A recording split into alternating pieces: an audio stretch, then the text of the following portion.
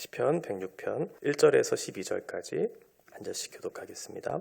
할렐루야. 여호와께 감사하라. 그는 선하시며 그 인자하심이 영원함이로다. 누가 능히 여호와의 권능을 다 말하며 주께서 받으실 찬양을 다 선포하랴. 정의를 지키는 자들과 항상 공의를 행하는 자는 복이 있도다. 여호와여, 주의 백성에게 베푸시는 은혜로 나를 기억하시며 주의 구원으로 나를 돌보사. 내가 주의 택하신 자가 형통함을 보고 주의 나라의 기쁨을 나누어 가지게 하사 주의 유산을 자랑하게 하소서. 사악을 행하며 악을 지었나이다. 우리의 조상들이 애굽에 있을 때 주의 기이한 일들을 깨닫지 못하며 주의 크신 인자를 기억하지 아니하고 바다 곧 홍해에서 거역하였나이다. 그러나 여호와께서는 자기의 이름을 위하여 그들을 구원하셨으니 그의 큰 권능을 만인이 알게 하려 하심이로다. 이에 홍해를 꾸짖으시니 곧 마르니 그들을 인도하여 바다 건너가기를 마치 광야를 지나감 같게 하사 그들을 그 미워하는 자의 손에서 구원하시며 그 원수의 손에서 구원하셨고 그들의 대적들은 물로 덮으심에 그들 중에서 하나도 살아남지 못하였도다. 이에 그들이 그의 말씀을 믿고 그를 찬양하는 노래를 불렀도다.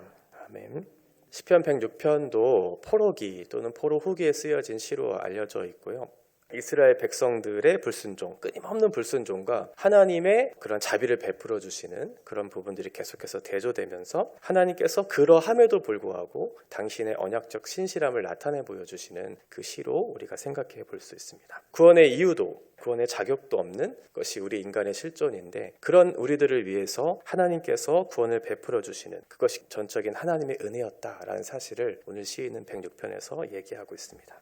우리가 이 시를 보기에 앞서서 한 가지 생각해 봐야 할 것이 무엇이냐면 우리가 가지고 있는 잘못된 생각들을 좀 고치고 이 본문들을 우리가 보는 것이 필요합니다. 하나님께서 우리를 창조하셨기 때문에 하나님이 우리를 보호하셔야 하고 우리를 구원하셔야 한다라고 하는 그런 책임이 있다고 생각하는 것과 또 우리로서는 그렇게 그것을 받을 권리가 있다고 생각하면서 이 본문을 대하거나 혹은 우리가 성경 말씀을 본다면 하나님께서 우리에게 주시고자 하시는 그 구원의 은혜가 어떠한 것인지를 이렇게 잘 누리지 못할 때가 있거든요. 하나님과 우리는 동등한 위치에 있는 사람이 아니죠. 하나님은 하나님이시고 우리는 피조물이에요. 그러면 하나님께서 우리에게 어떠한 의무가 있다라고 생각을 한다는 것은 굉장한 오만일 수 있어요.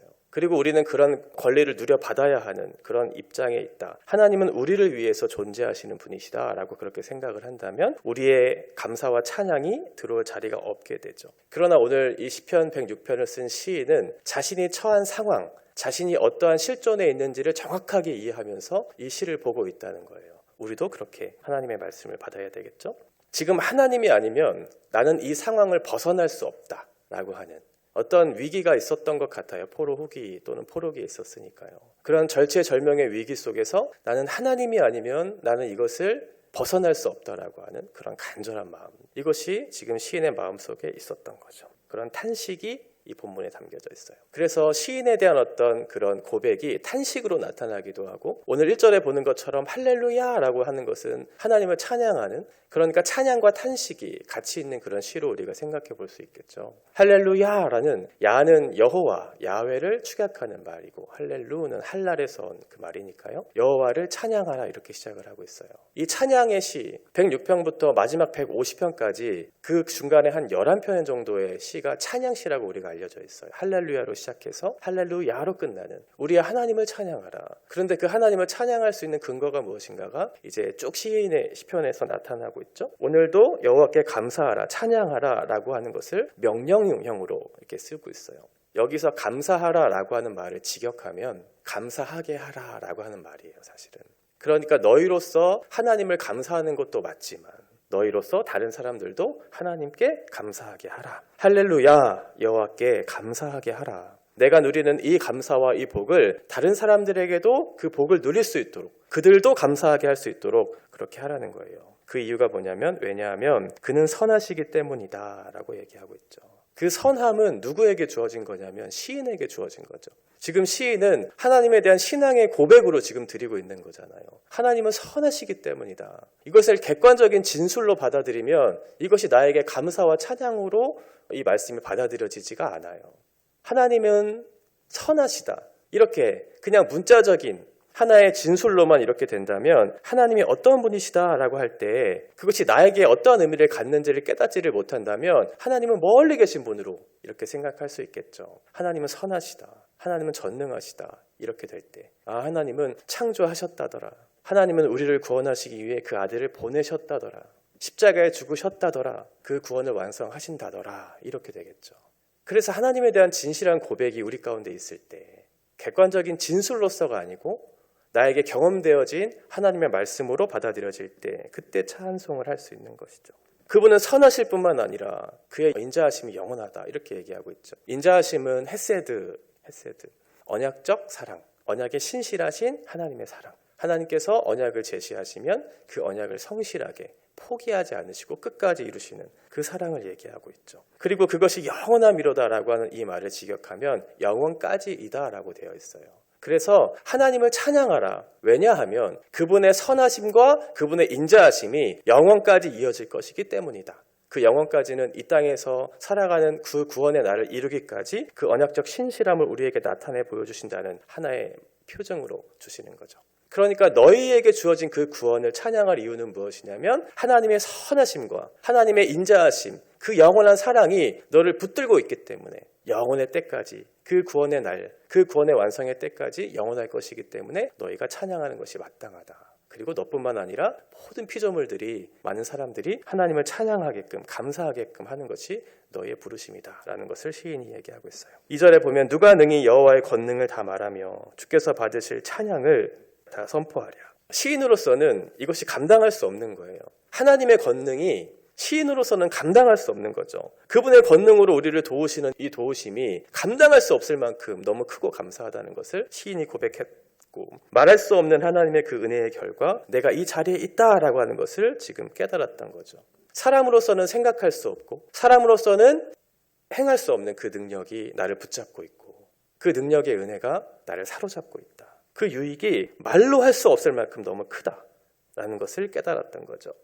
인생으로서는 알 수 없는 하나님의 크고 놀라우신 그 은혜가 나의 이 삶을 사로잡고 있다. 그분이 나의 하나님이시다. 그 선하시고 인자하신 그 하나님이 저 멀리 계시는 하나님이 아니고 나의 하나님이다 라는 것을 깨달았기 때문에 이 감사와 감격이 있고 다른 사람들에게 이것을 요청하고 있는 거죠. 많은 사람들에게 감사하게 하라. 3절에 보면 정의를 지키는 자들과 항상 공의를 행하는 자에게 복이 있다. 이 말은 아브라함이 하나님의 부르심을 받았을 때 창세기 18장 19절에 보면 아브라함을 선택한 이유에 대해서 하나님 설명해 주실 때 그렇게 얘기하신 내용을 인용하고 있어요. 내가 그로 그 자식과 건속에게 명하여 여호와의 도를 지켜 의와 공도를 행하게 하려고 그를 택하였다. 그러니까 하나님께서 아브라함을 선택하신 부르신 이유는 뭐냐면 의와 공도를 행하기 위한 정의와 공의를 행하게 하기 위한. 그러니까 아브라함은 하나의 본보기였죠. 본보기로 이 땅에 보내신 거예요. 지금은 우리들이 그 본보기가 된 거죠. 우리를 통해서 하나님 앞에 감사를 올려드리게 하는 그 존재로 우리를 부르셨다는 거예요. 교회를 세우신 것은 이 세상을 구원하기 위해 세우신 것이죠. 교회 안으로 부르신 사람들을 먼저 구원해 주시고 그 구원한 사람들을 통해서 하나님의 하나님 되심을 나타내 주시는 세상의 빛으로 우리를 부르신 것을 세상으로 보게 하는 거죠. 그러려면 우리가 해야 되는 것이 무엇이냐면 우리가 받은 그 구원의 은혜가 무엇인지를 알고 누리는 것. 그 주체할 수 없는 감사와 찬양이 우리 가운데 있어서 많은 사람들에게 그것을 보게 하는 거죠. 전도가 뭐냐면 말이 아니고 우리의 삶을 통해서 보여주는 거예요. 우리가 그 사랑을 서로 누릴 때, 우리가 서로 사랑할 때 세상이 그것을 보고 돌아오는 거죠. 구원받은 우리가 교회 안에서 그것을 누리지 못한다면 무슨 자랑을 할 수 있겠어요? 서로 사랑하고 서로 책임 있게 서로를 받아내고 서로 하나됨을 이룰 때 그때 비로소 세상이 우리를 보면서 하나님은 살아계시구나라는 것을 알 수 있죠. 교회 안에서 인사도 안 하고 서로 독불장군처럼 각각 개인으로 떨어져 있어서 그렇게 신앙생활 하는데 세상이 우리를 보면서 무슨 생각을 하겠어요? 구원을 누리는 것, 기쁨을 누리는 것, 사랑을 누리는 것이 무엇인지 우리를 통해서 보지 못하겠죠. 그렇게 하지 말고 예수님께서 주신 은혜와 사랑의 풍성함을 누리고 우리가 서로 사랑할 때 주체할 수 없는 기쁨이 우리 가운데 흘러 넘칠 때 그때 세상이 우리를 보고 하나님을 찬양하게 되는 거죠. 세상에서는 정의와 공의를 행하는 거예요. 올바른 판결을 해야 억울한 사람이 없을 테고 올바른 관계를 맺어야 소외된 사람이 없을. 그래서 우리는 책임 있게 세상에서도 사람들에 대해서 바르게 대할 줄 알아야 되고 정의로운 법을 따라 행하고 또 그렇게 판단하는 일들이 우리 가운데 있어야 한다. 그러면 복이 있을 것이라고 얘기해요. 이 에쉐르라고 하는 말은 물질적이고 육체적인 복을 얘기하는 게 아니고요. 영적인 복을 얘기해요. 특별히 하나님의 언약관계 안에 있는 백성들에게 주시는 그 복이 바로 에쉐르예요. 그러면 이 에쉐르라고 하는 단어 속에 우리 그리스도인들이 추구해야 될 행복이 어떠한 것인지 정확하게 설명해 주는 거죠. 사람들은 보통 불행하다, 행복하지 않다, 복이 없다 나에게 말할 때는 그 불행의 원인이 어디에 있다고 생각하냐면 세상으로부터 오는 그 자원의 결핍, 으로부터 내가 불행하다고 생각해요. 그래서 그 물질을 채우기 시작하고 건강을 회복하기 위해서 지식을 채우면 내가 행복할 것이라고 생각을 하죠. 그러나 성경에서 말하는 그 복은 이 물질의 결핍으로 인해서 내가 불행하게 된 것도 아니고 그것을 채워서 내가 행복하게 되는 것이 아니고 근본적인 행복을 우리에게 가져다 줄 수 없다는 것을 성경은 얘기해 주고 있어요. 우리는 본래 하나님과의 관계 속에서 지음을 받은 존재죠. 그러면 우리가 행복하기 위해 필요한 것은 뭐냐면 하나님께서 주신 그 관계 속에서 누리는 그 복을 우리 가운데 채워졌을 때 그것을 통해서 우리가 행복을 누리는 존재가 되었다라고 하는 거예요. 하나님께서 주신 생명과 그 생명을 유지하기 위해 누릴 수 있는 은혜의 공급들을 따라 살도록 우리는 지음을 받았고 그 안에서 우리는 가장 행복하다고 느꼈어요. 그러면 우리는 하나님과의 관계 속에서 누리는 기쁨 속에서 참된 행복을 맞이할 수 있는데 사람들은 하나님을 떠나려고 하는 시도를 그치지 않았고 하나님보다 높아지려고 하는 그 교만의 마음이 그 마음속에 들어와서 하나님이 아닌 하나님 밖에서 무엇인가를 찾아서 그 가운데 복을, 행복을 누리려고 하는 그런 시도를 끊임없이 했다는 거예요. 그것이 인간이 불행하게 된 원인이거든요. 성경은 하나님의 복이 하나님이 복의 근원이라고 얘기하고 있어요. 그러니까 하나님과 올바른 관계를 유지하는 것이 우리를 행복하게 하는 것이고 우리를 유일하게 행복하게 하는 것이고 최종적인 원인도 하나님께 있다고 그렇게 얘기하고 있어요. 하나님을 떠나서 하나님과의 관계를 포기하면서까지 우리가 행복할 수 있다라고 성경은 얘기하지 않아요. 그래서 그 관계를 회복하게 하기 위한 목적으로 예수 그리스도께서 이 땅에 오신 것이고 이 하나님과의 단절된 관계의 회복을 위해서 십자가에 죽으신 거죠.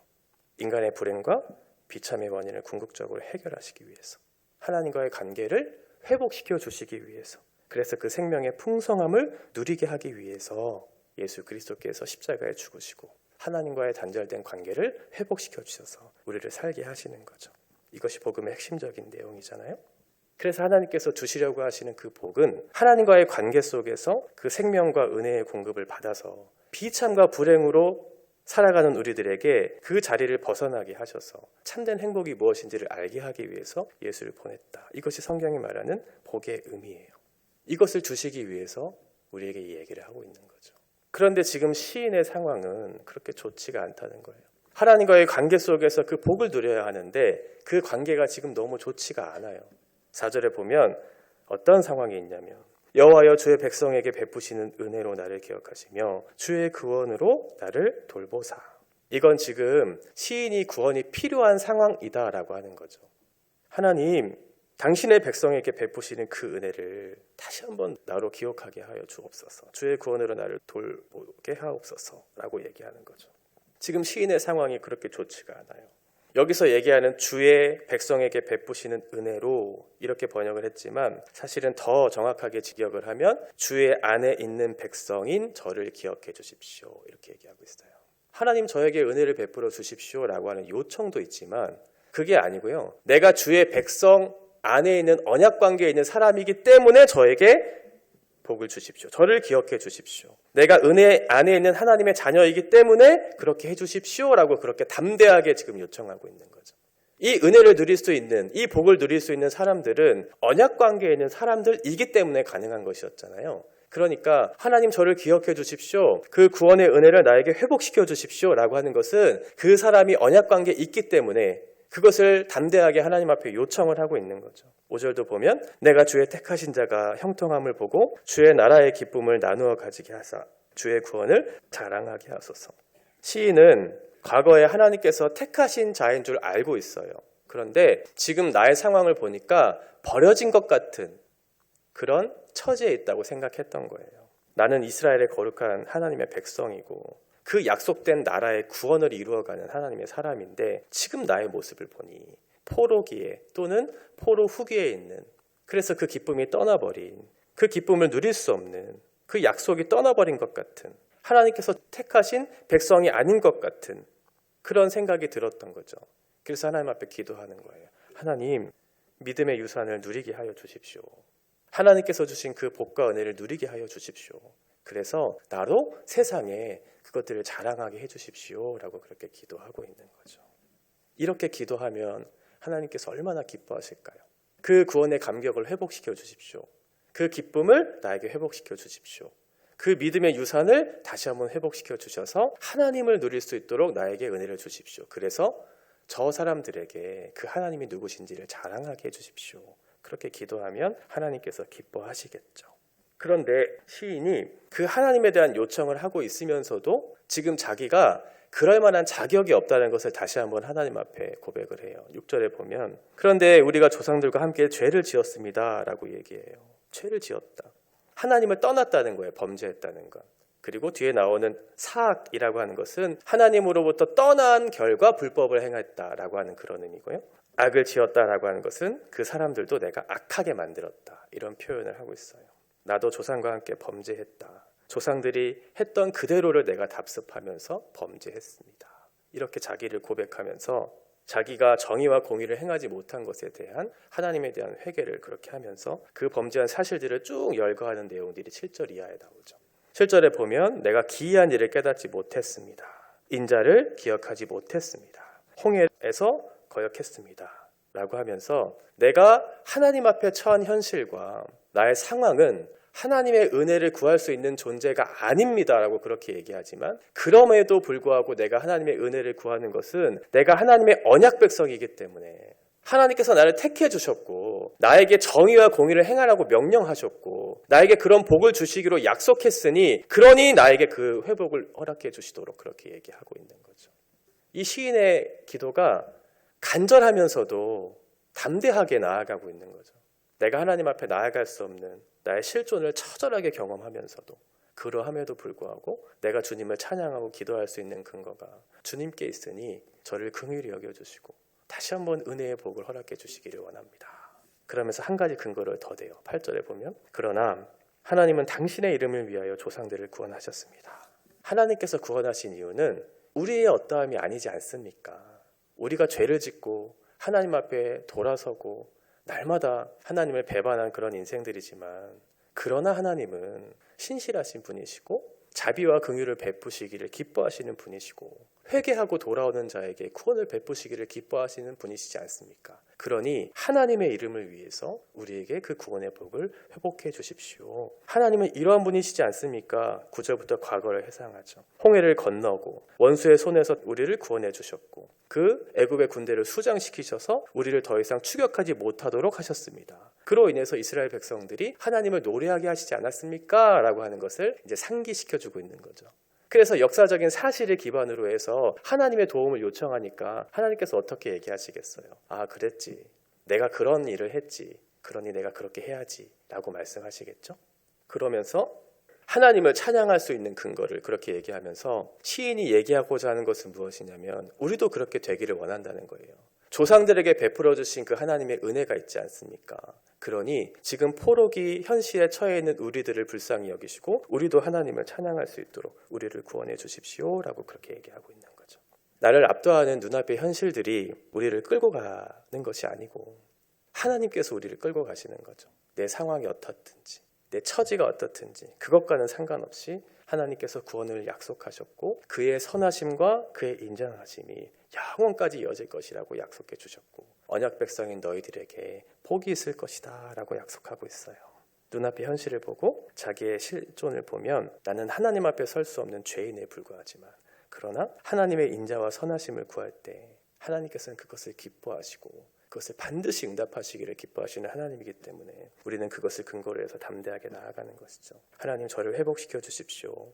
하나님으로 인해서 자랑하게 해 주십시오. 이 세상이 우리를 보고 하나님을 찾을 수 있도록 우리에게 구원의 은혜를 회복시켜 주십시오. 저 그렇게 살고 싶습니다 라고 하면 하나님께서 그 시인의 기도를 기뻐 받으셨던 것처럼 우리의 기도도 기뻐 받으시겠죠. 오늘도 그 구원의 은혜를 회복시켜 달라고 그래서 우리로 하나님을 찬양할 뿐만 아니라 우리로 우리를 통해서 많은 사람들이 주께로 돌아와 주님을 감사하게 하고 주님을 찬양하는 일을 우리를 통해서 일하시기를 원합니다 라고 그렇게 기도하시면 하나님께서 우리를 통해서 구원의 회복을 이루어 줄 것이고 그 기쁨이 우리 가운데 넘쳐서 말할 수 없는 감격을 통해 사람들에게 그 복음을 자랑하는 일들이 우리 가운데 있을 거예요. 우리에게 주신 구원을 다시 한번 생각해 보세요. 얼마나 감사한가. 우리와 같은 인생들을 하나님 찾아주시고 그 구원을 이루시기를 기뻐하시는 하나님, 나의 하나님이 되어주신 것을 오늘도 생각하고 감사하면서 그 구원의 기쁨으로 살아가는 복된 한 날 되시기를 바랍니다. 기도하겠습니다. 좋으신 하나님 아버지 은혜를 감사합니다. 하나님은 참으로 선하시고 그 인자가 영원까지 있는 우리의 하나님, 나의 하나님이십니다. 하나님께서 우리를 위해서 그 아들을 아낌없이 내어주시고 십자가의 사랑으로 하나님과의 참된 복으로 부르신 그 구원의 영광을 우리가 다시 한번 회복하기를 원합니다. 주님께서 주신 그 구원의 기쁨을 우리의 마음속에 누리게 하시고 그로 말미암아 세상에 참된 영광과 가치가 어디에 있는지를 우리를 통해서 발견할 수 있도록 그 구원의 은혜가 우리의 삶 가운데 넘치도록 우리의 발걸음을 인도하여 주옵소서. 오늘도 주님과 함께 동행하는 복된 시간들 될 수 있도록 하나님께서 함께하여 주옵소서. 예수님의 이름으로 기도하옵나이다. 아멘.